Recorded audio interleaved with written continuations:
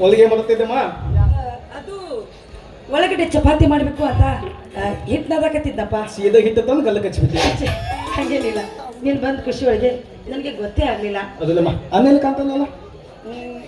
ಇಷ್ಟೊತ್ತ ಕಡೆ ದಾರಿ ಕಾಯ್ದು ಈಗ ತಾನೇ ತೋಟದ ಕಡೆಗೆ ಹೋದ್ರು. ಅಂದ್ರೆ ಇವತ್ತು ಈ ದರಿದ್ರ ಮನೆಗೆ ಬರ್ತಾನೆ, ಬಂದ ಕೂಡಲೇ ತನ್ನ ಶಿಕ್ಷಣಕ್ಕೆ ಹಣ ಕೇಳ್ತಾನ ಅಂತ ಹೊರಗೋಗಿದ್ದಾನೆ ತಾನೆ. ಚಚೆ, ಯಾಕಪ್ಪ ಈ ರೀತಿ ಮಾತಾಡ್ತಾ ಇದೀಯ? ಮೈದುನ, ನಿಮ್ಮ ಅಣ್ಣ ನಿನ್ನ ಮೇಲೆ ಎಷ್ಟೊಂದು ಆಸೆ ಇಟ್ಕೊಂಡಿದ್ದಾನಂತೆ ಗೊತ್ತೇನು? ನೀನೊಬ್ಬ ದೊಡ್ಡ ವಿದ್ಯಾವಂತನಾಗಬೇಕು, ಡಾಕ್ಟರ್ನಾಗಬೇಕು ಅಂತ ಹಗಲು ರಾತ್ರಿ ನಿನ್ನ ಬಗ್ಗೆ ಕನಸು ಕಾಣ್ತಾನೆ ಇರ್ತಾನೆ. ಯಾಕೋ ಈ ರೀತಿ ಮಾತಾಡ್ತಾ ಇದೀಯ? ನಿಜ ಅದಕ್ಕೆಲ್ಲ ನಮ್ಮನ್ನ ಒಬ್ಬ ದೊಡ್ಡ ಆಸೆ ಹುಟ್ಟಿದ್ದೇನೆ. ಅದಲ್ಲದೆ ಹೆತ್ತ ತಾಯಿ ತಂದೆ ಆಸೆಯಂತೆ ನಾನೊಬ್ಬ ದೊಡ್ಡ ಡಾಕ್ಟರ್ ಆಗಬೇಕಂತ ಕನಸು ಕೂಡ ಕಾಣ್ತಾ ಇದ್ದೇನೆ. ಆಯ್ತಮ್ಮ, ಅವನ ಆಸೆಯಂತೆ ನಾನೊಬ್ಬ ದೊಡ್ಡ ಡಾಕ್ಟರ್ ಆಗ್ತೀನಿ. ಅದಕ್ಕಮ್ಮ ನಿಮ್ಗೊಂದು ವಿಷಯ ಹೇಳಬೇಕು. ವಿಷಯನಾ? ಅದೇನಂತ ಹೇಳಪ್ಪ. ಆದ್ರೆ ನೀವು ಬೈಬಾರ್ದು. ಇಲ್ಲ, ಭಯಲ್ಲ, ಹೇಳು. ನಾನು ಹುಡುಗಿನ ಪ್ರೀತಿಸ್ತಾ ಇದ್ದೀನಿ. ಏನು ಪ್ರೀತಿ ಮಾಡ್ತಾ ಇದ್ದೀಯಾ? ಹಾಗಾದ್ರೆ ನನ್ನ ಮೈದನ ಪ್ರೀತಿ ಮಾಡುವಷ್ಟು ದೊಡ್ಡವನಾಗಿಬಿಟ್ಟ ಅಂದಾಗೆ. ಮೈದನ ಯಾರಪ್ಪ ಹುಡುಗಿ? ಅದಕ್ಕೆಮ್ಮ ಇದೇ ಊರಿನ ಶ್ರೀಮಂತ ಶ್ರೀಕಾಂತ್ ಕೊಡೋ ತಂಗಿ ಶಿಲ್ಪ ಅಂತ. ಏನು ಶಿಲ್ಪನ?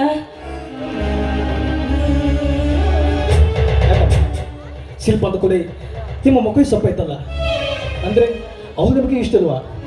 ಆಯ್ತು ಬಿಡಮ್ಮ, ನಿಮಗೆ ಅವ್ರು ಇಷ್ಟ ಅಂದ ಮೇಲೆ ನಾನು ಅವ್ರನ್ನ ಮರೆತು ಬಿಡ್ತೀನಿ ಬಿಡಮ್ಮ. ಚಚೆ, ಬೇಡ ಮೈದುನ, ಬೇಡ. ನಿಮ್ಮಿಬ್ಬರದು ಕೂಡಿದ ಪ್ರೀತಿಯನ್ನು ಅದನ್ನಾಗ್ಲಿಷ್ಟು ಅಷ್ಟು ಕಟ್ಟುಕೊಳ್ಳು ನಾನಲ್ಲ. ನೋಡಪ್ಪ, ನಿಮ್ಮಣ್ಣ ಬರಲಿ, ಅವ್ರು ಬಂದ ಮೇಲೆ ಈ ವಿಷಯ ಅವರಿಗೆ ತಿಳಿಸ್ತೀನಿ, ಆಯ್ತಾ? ಆಯ್ತಮ್ಮ, ನನ್ನ ಹತ್ರ ನೀನೇ ವಿಷಯ ಬಿಟ್ಟಿಸು. ಅದಕ್ಕೆಮ್ಮ ಈ ದೇಶ ಸ್ವಲ್ಪ ಹೋಗಿದಮ್ಮ. ಸರಿ, ಸರಿ.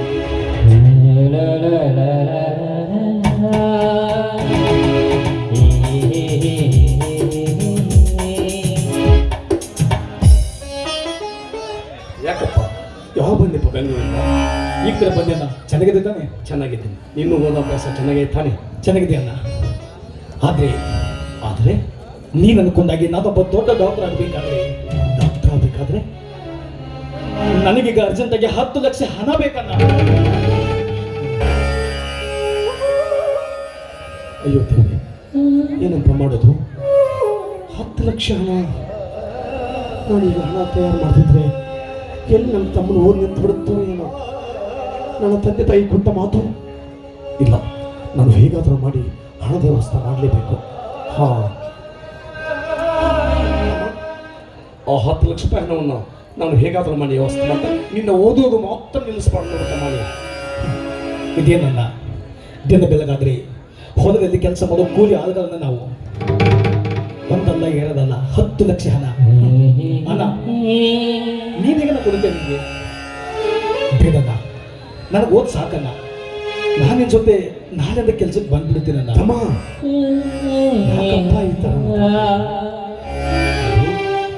ನನ್ನ ಹೊಲದಲ್ಲಿ ಆಗ್ತಿದ್ರು ಬೇರೆಯವರ ಹೊಲದಲ್ಲಿ ಆದರೂ ದುಡಿದು ನಿನ್ನಗೆ ವ್ಯವಸ್ಥೆ ಮಾಡ್ತೀನಿ.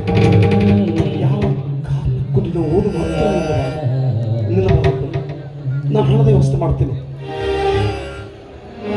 ಆಯ್ತಣ್ಣ, ನೀನು 10 ಲಕ್ಷ ಹಣ ತಂದು ಕೊಟ್ಟು ನಿಜ ಹೋದ್ರೆ ನಿನ್ನ ಆಸೆಯಂತೆ ನಾನೊಬ್ಬ ಓದಿ ವಿದ್ಯಾವಂತನಾಗಿ ಒಬ್ಬ ಒಳ್ಳೆ ಡಾಕ್ಟರ್ ಆಗಿ ಈ ಊರಿಗೆ ಬರ್ತೀನಲ್ಲ.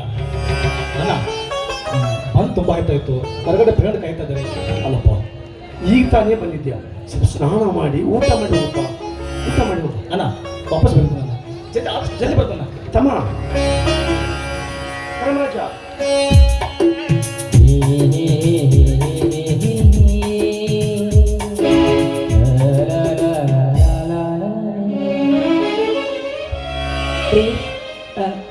ಏನಾಯ್ತು? ಒಂಥರ ನಿಂತಿದ್ದೀರಲ್ಲ. ನನ್ನ ತಮ್ಮನಿಗೆ 10 ಲಕ್ಷ ರೂಪಾಯಿ ಹಣ ಬೇಕಂತೆ. ಎಲ್ಲಿ ಯಾವ ಹತ್ರ ಕೇಳಬೇಕು, ಏನು ಮಾಡಬೇಕು ಅಂತ ವಿಚಾರದಲ್ಲಿ ಅಷ್ಟರಲ್ಲೇ ನೀನು ಬಂದ್ಬಿಟ್ಟೆ. ಏನು 10 ಲಕ್ಷದ? ಅಲ್ಲ ರೀ, ಅಷ್ಟೊಂದು ಹಣ ನಮ್ಮ ಹತ್ರ ಇರೋಕೆ ಅದು ಹೇಗೆ ಸಾಧ್ಯ ರೀ? ಹಾಂ, 1 ನಿಮಿಷ ಇರಿ, ಬಂದೆ.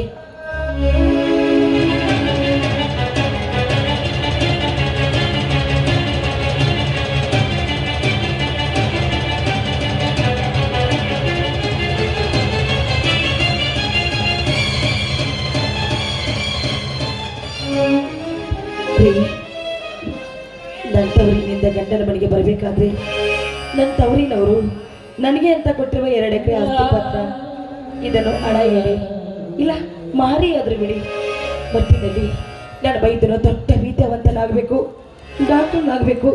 ತಗೊಳ್ಳಿ, ಇದನ್ನು ತಗೊಂಡು ಹೋಗಿ ಆದಷ್ಟು ಬೇಗ ನನ್ನ ಮೈದನಿಗೆ ಹಣ ತಗೊಳ್ಳಿ. ತಗೊಳ್ಳಿ.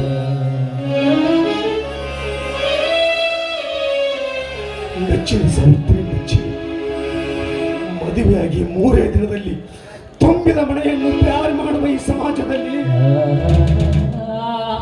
ನನಗೋಸ್ಕರ, ನಿನ್ನ ಮೈದನಿಗೋಸ್ಕರ ಪ್ರೀತಿಯಿಂದ ಕೊಟ್ಟ ತವರ ಮನೆಯ ಹುಡುಗನೆಯನ್ನು ಮಾರುವ ನಿನ್ನ ಪಾಲಿನ ದೇವತೆ ಕಣೆ, ದೇವತೆ. ಚಚೆ, ಯಾಕ್ರಿ ಈ ರೀತಿ ಮಾತಾಡ್ತಾ ಇದ್ದೀರಾ? ಹೋಗ್ರಿ, ಆದಷ್ಟು ಬೇಗ ಹೋಗಿ ನನ್ನ ಮೈದನಿಗೆ ಹಣ ತಂದ್ಬಿಡಿ. ಹೋಗ್ರಿ. ಸಾವಿತ್ರಿ, ಹಾ, ನಾಳೆನೇ ನನ್ನ ತಮಗೆ ದುಡ್ಡು ಬೇಕಂತ? ಹೌದು ರೀ. ಅದಕ್ಕೆ ನನ್ನ ತಮ್ಮ ನಾಳೆನೇ ಹೋಗ್ತಾನಂತೆ ಬೆಂಗಳೂರಿಗೆ. ಸ್ವಲ್ಪ ಏನು ಊಟದ ವ್ಯವಸ್ಥೆ ಮಾಡು, ನಾನು ಆದಷ್ಟು ಬೇಗ ನನ್ನ ತೆಗೆದುಕೊಂಡು ಬರ್ತೀನಿ. ಸರಿ, ಬೇಗ ಬಂದ್ಬಿಡಿ. ನೀವು ಬಂದ್ಮೇಲೆ ಎಲ್ಲರೂ ಸೇರಿ ಊಟ ಮಾಡಿದ್ರಾಯ್ತು. ಬೇಗ ಬನ್ನಿ.